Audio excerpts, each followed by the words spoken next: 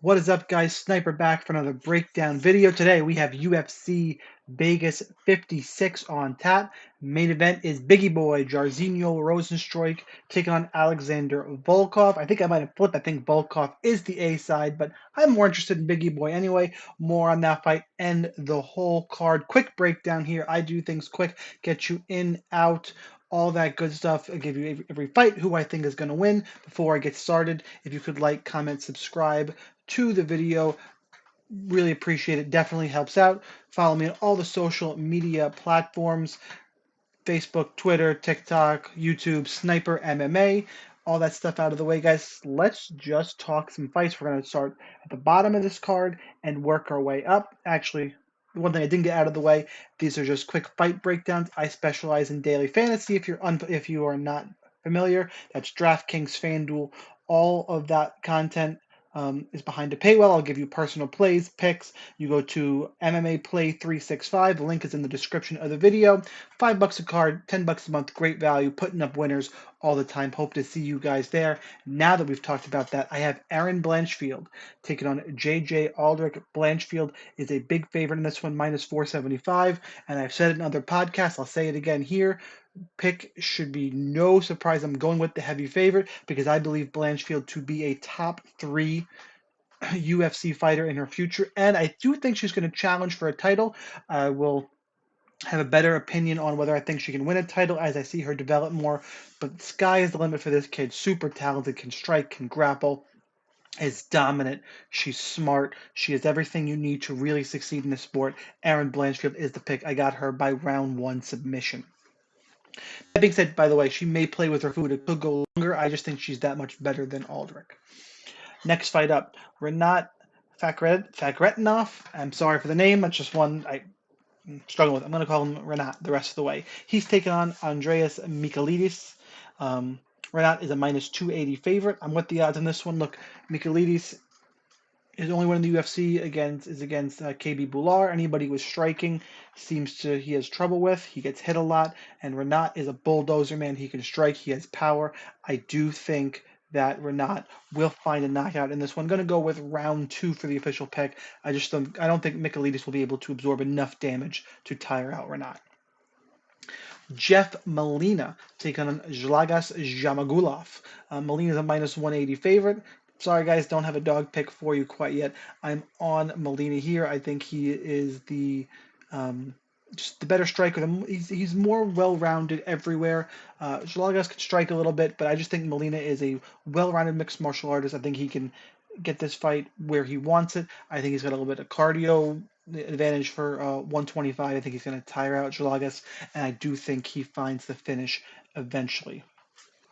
Tony Gravely taking on Johnny Munoz Jr. Gravely the favorite, minus 130. As close to taking the dog here, can't quite do it. Both guys can grapple quite a bit. I do believe Gravely is the better wrestler. That is why he is the pick here. If Munoz's defensive wrestling holds up, I think Gravely will tire himself out looking for takedowns, and Munoz is probably the slightly better striker. I think he has an advantage there. He is a live dog for sure. It's basically a pick 'em. I'm going to go with Gravely, though, because I think his offensive wrestling will be enough. This is not a fight I would personally bet, though, but Gravely is the pick. Benoit Saint Denis. He is a favorite over Nicholas Stolze. Saint Denis is minus 155. Look, I don't think Stolze's grappling is going to hold up here. Saint Denis, I think, is a real prospect to watch in this division. I think he gets it done early via submission, but I think he could probably outstrike Stolze too. I'm a little surprised this line is only minus 155. I think Saint Denis is a much better fighter. He is my pick here. Damon Jackson taking on Dan Argueta. Argueta taking this fight on short notice. Jackson, huge favorite. I'd be more interested in Argueta, honestly, with a full camp here. I would have a little bit of pause. But Damon Jackson is well-rounded. He's vicious. He's got cardio. He's going to force it into a dogfight. Dan Argueta, just remember, he was on Tough, lost on Tough. Is coming off 3 wins since then. He is he's a muscular dude for this weight class. He's got muscles on muscles. Unfortunately, that's going to tire him out. Plus the short notice. I think Damon Jackson drags us into short waters, into deep waters, and really just kind of wears on Argueta, puts a pace on he can't keep up with. He'll be a little bit slower in the beginning to manage some of that power could be coming his way. Um, but overall, just give me Damon Jackson. I think even if it wasn't short notice, he'd be a healthy dog. But on what is it, 6 days notice? I'm not even sure. It's not a long time. So Damon Jackson is the pick here. Pretty comfortable with that one. I'm going round 3 KO. Joe Selecki taking on Alex De Silva. Selecki is a minus 170 favorite. And I'm going with him here as well. It's kind of another case of I think he is more well-rounded. I think his grappling will hold up. I think the striking is close enough. I think Selecki is just I like what I see more of him on film. I have to admit I don't have a great read on Alex De Silva. I think he's probably okay. I just think this is a good spot for Selecki to pick up the win via decision. In the category of why are we seeing this again, Felice Herrig taking on Karolina Kovalkevich. Herrig minus 120, Kovalkevich plus 100. Kovalkevich won via split decision last time they fought, has since lost 5 straight. Herrig has lost 3 straight. Yeah, I it's razor close. I will always lean towards the person with more grappling. That is Herrig. I think she can do better with clinch work, which has been um, hotly debated recently, going back to the home fight. I think more often than not she wins, but it's not like a huge margin. I think 6 out of 10 times she wins this fight. So I'll go with her via decision, but I really don't have much interest in this one. This is one to probably go make a sandwich during. Sorry, ladies. Alonzo Menefield taking on Ascar Mosseroff. Um, this one's getting all kinds of heat on social media because Ascar's record keeps changing. It's all kinds. I won't go into it here, but you know, changing his name, posters being changed to make him look better, and everyone's like, okay, now I'm going to play Alonzo Menefield, but they weren't talking about playing Alonzo Menefield before this. Look, take all the noise out of it.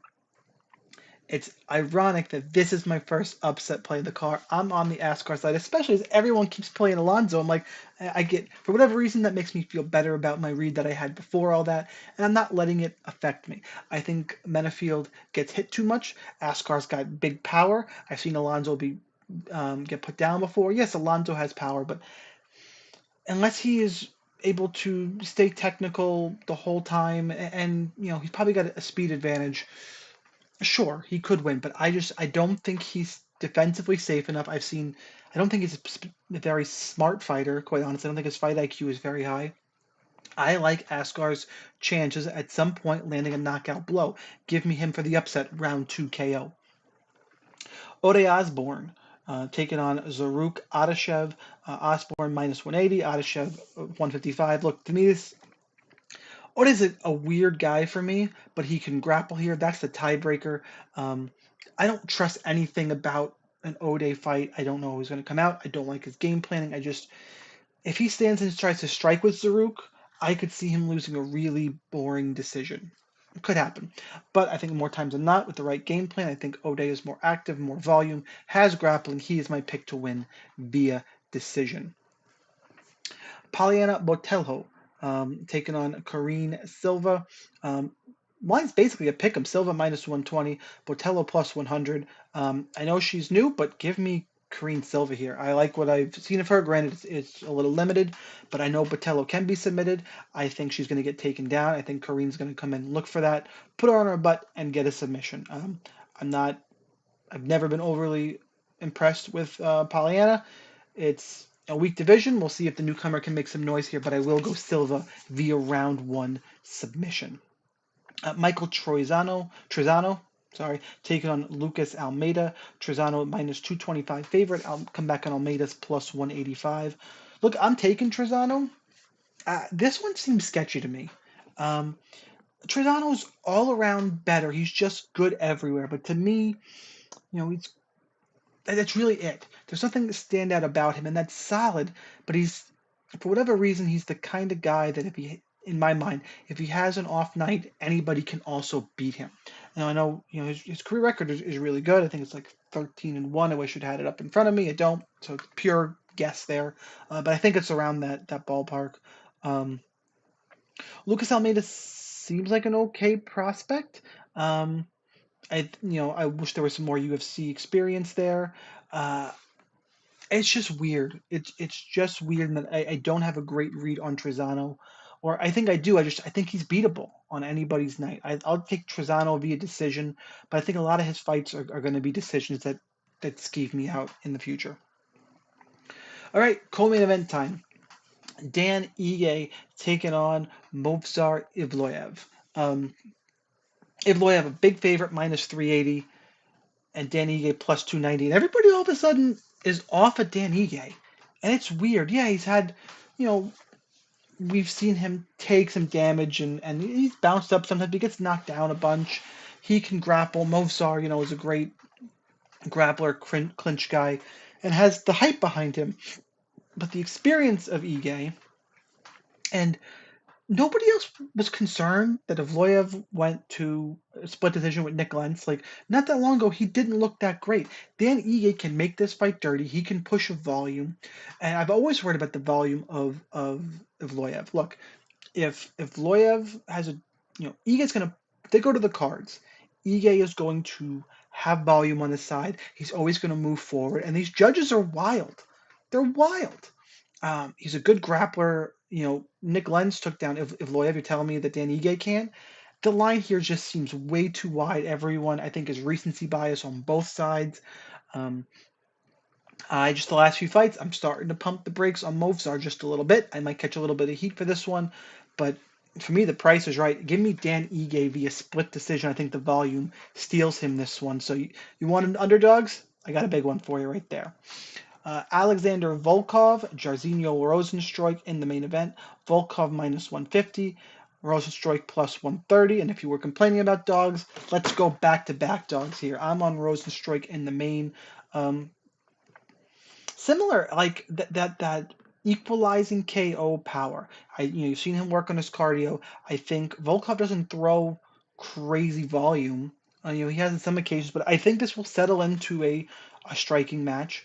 And I will admit, I think Rozenstruik has to find the KO here. I don't think he's going to be able to outpoint Volkov over 5 rounds, but I think Volkov is going to present enough openings. And yeah, the length of Volkov is generally a problem. Rozenstruik's got plenty of kickboxing experience. I think the low leg kicks, I think, are going to be a factor in this one. I think he's going to hurt Volkov's legs early. He's going to move in. He's going to find a counter right hand at some point, and he's going to put Volkov down. Give me Rozenstruik be a round 3 sub. That's a round 3 KO. Excuse me. Matt, can you imagine Rozenstruik by sub? Round 3 KO for Jairzinho Rozenstruik. Appreciate you guys watching the whole episode. Like, comment, subscribe. Let me know what you're thinking of these fights. Am I crazy? Am I not? Follow on all the social media. Go to MMAPlay 365. All that good stuff. Whether you're betting, playing DFS, whatever you're doing this weekend, enjoy. Have fun. I'll see you next time.